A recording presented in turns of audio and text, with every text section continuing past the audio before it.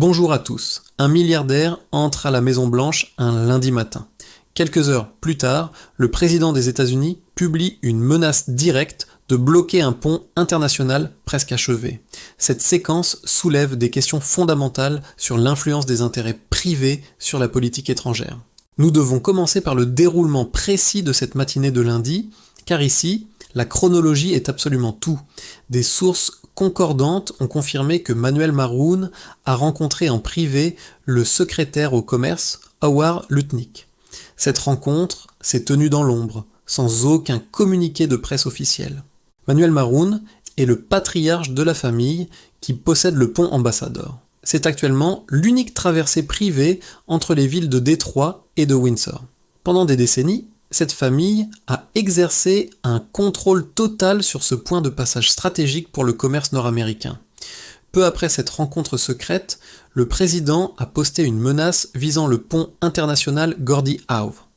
Ce pont de 2,5 km, situé au-dessus de la rivière Détroit, est pourtant presque terminé. Il est entièrement financé par le Canada et géré conjointement avec l'État du Michigan. Le président a écrit qu'il ne permettrait pas l'ouverture de ce pont sans compensation totale pour les États-Unis. Il a affirmé que le Canada possédait les deux côtés de la structure et que celle-ci n'intégrait aucun composant américain. Ces déclarations ont provoqué une onde de choc immédiate. Pourtant, chaque affirmation factuelle contenue dans ce message est strictement fausse. Ce n'est pas une question d'opinion ou de point de vue politique, c'est un fait documenté et vérifiable.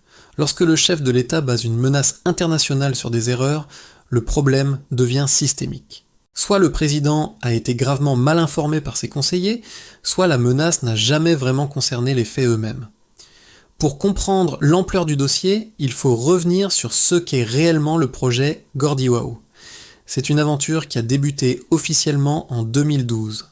À l'époque, le gouverneur républicain du Michigan, Rick Snyder, a négocié un accord historique directement avec le Canada. Les termes de Wetty sont extrêmement spécifiques et avantageux pour les Américains. Le Canada acceptait d'avancer la totalité des coûts de construction sans solliciter les fonds fédéraux américains. Le Michigan devenait copropriétaire de l'infrastructure sans dépenser le moindre dollar de ses contribuables. Le Canada récupère son investissement via les péages, puis les bénéfices sont partagés. Ce projet a nécessité 2 décennies de planification rigoureuse et près de 10 ans de travaux. C'est l'une des plus grandes victoires d'infrastructure pour la frontière nord depuis une génération entière. Jusqu'à ce lundi, le projet avançait sans aucune controverse majeure. Ce qui rend le message du président si frappant, c'est son propre historique de soutien envers ce même pont. En 2017, lors de son premier mandat, il avait qualifié ce pont de lien économique vital entre nos deux nations. Dans une déclaration commune avec le Premier ministre canadien, il avait même ordonné d'accélérer les travaux. Il l'avait publiquement loué et endossé à plusieurs reprises. Nous sommes maintenant en février 2026 et le pont est sur le point d'ouvrir ses voies au public. Le même président qui le trouvait vital menace aujourd'hui de le bloquer totalement. Il exige des compensations pour un projet que le Canada a déjà payé de sa propre poche. Analysons la première affirmation. Le Canada posséderait seul les deux côtés du pont. L'autorité du pont Windsor-Détroit a immédiatement démenti cette information cette semaine. L'infrastructure appartient conjointement au Canada et à l'État du Michigan, conformément aux accords juridiques signés. Le Michigan est littéralement un partenaire légal et propriétaire de cet actif sur le sol américain. La deuxième affirmation prétend qu'aucun matériau américain n'a été utilisé pour la construction. Là encore, la réalité est tout autre, et les registres de livraison le prouvent. De l'acier américain a été utilisé pour toute la section située du côté de la rivière du Michigan.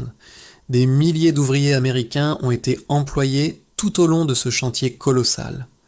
Le maire de Windsor a qualifié cette affirmation présidentielle de totalement insensée devant la presse. L'ancien gouverneur Rick Snyder a lui-même confirmé l'implication massive de la main-d'œuvre locale. Des matériaux américains et du savoir-faire national ont été injectés dans chaque pilier du pont. Prétendre le contraire est une erreur factuelle qui ne résiste pas à l'examen. Concernant la compensation exigée, il est difficile de comprendre ce que les États-Unis réclament. Le pays n'a pas mis un seul dollar dans ce projet de 4,7 milliards de dollars. En réalité, le Michigan a déjà reçu sa compensation en obtenant la copropriété d'un actif majeur. Le Premier ministre canadien, Mark Carney, s'est entretenu directement avec le président pour clarifier la situation. Carney a rappelé que le Canada avait assumé tous les risques financiers de la construction. Il a décrit le projet comme un modèle parfait de coopération entre nos pays. Malgré ces évidences, la menace reste active sur les réseaux sociaux officiels de la Maison-Blanche. Pour comprendre l'enjeu réel, il faut se pencher sur les intérêts de la famille Maroun. Leur pont Ambassador, construit en 1929, est une véritable mine d'or privée. Chaque jour, plus de 300 millions de dollars de marchandises transitent par ce point de passage unique.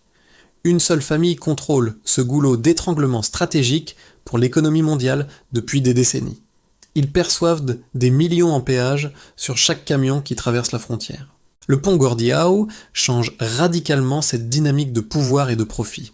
Étant de propriété publique, il offrira des tarifs plus compétitifs, car il n'a pas besoin de maximiser des bénéfices privés. Dès son ouverture, le monopole de la famille Maroun sera définitivement brisé.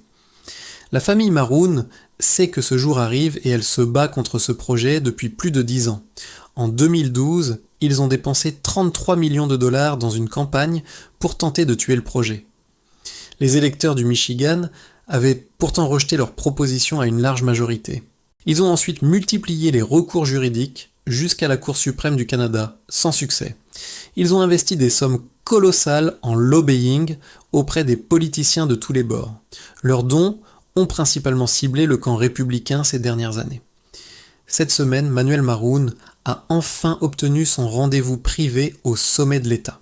Quelques heures plus tard, le président publiait une menace qui protégerait ce monopole familial.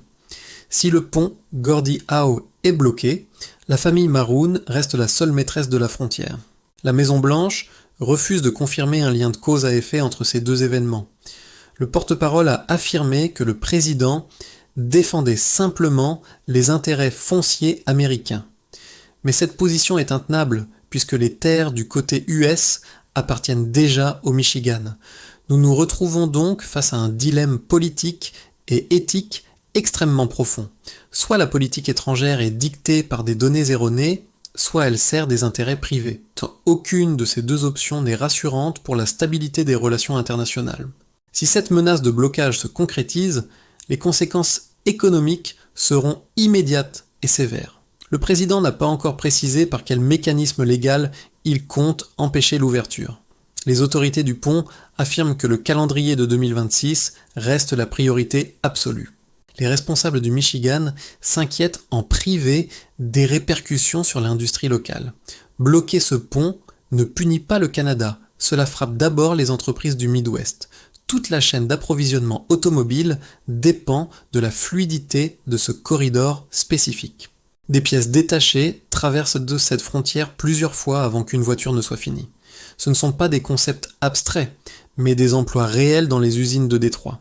Si le pont est bloqué, les coûts de logistique vont exploser pour tous les constructeurs. Le commerce serait forcé de revenir vers le pont Ambassador, renforçant le monopole privé. Les sénateurs du Michigan ont dénoncé un acte de sabotage économique contre leur propre État. Ils accusent le président de punir ses propres électeurs pour une guerre commerciale inutile. L'ancien gouverneur Snyder a publié une tribune dévastatrice pour critiquer cette position. Il explique que bloquer le pont ne ferait qu'un seul gagnant au détriment de toute la nation. Ce gagnant, c'est un donateur politique privé qui cherche à protéger sa rente historique. Les archives financières confirment que les Maroun ont versé des dizaines de milliers de dollars à la campagne. Ce n'est pas tant le montant qui choque, mais la rapidité de la réaction présidentielle. Passer d'un rendez-vous privé à une menace publique en un après-midi est inhabituel. Pour tenter de justifier cette hostilité, Washington évoque désormais les liens du Canada avec la Chine. Le Premier ministre Carney s'est effectivement rendu à Pékin pour discuter de nouveaux partenariats. Le Canada cherche à diversifier ses clients face à l'imprévisibilité de son voisin. De son côté, le président menace désormais de taxer tous les produits canadiens à hauteur de 100%.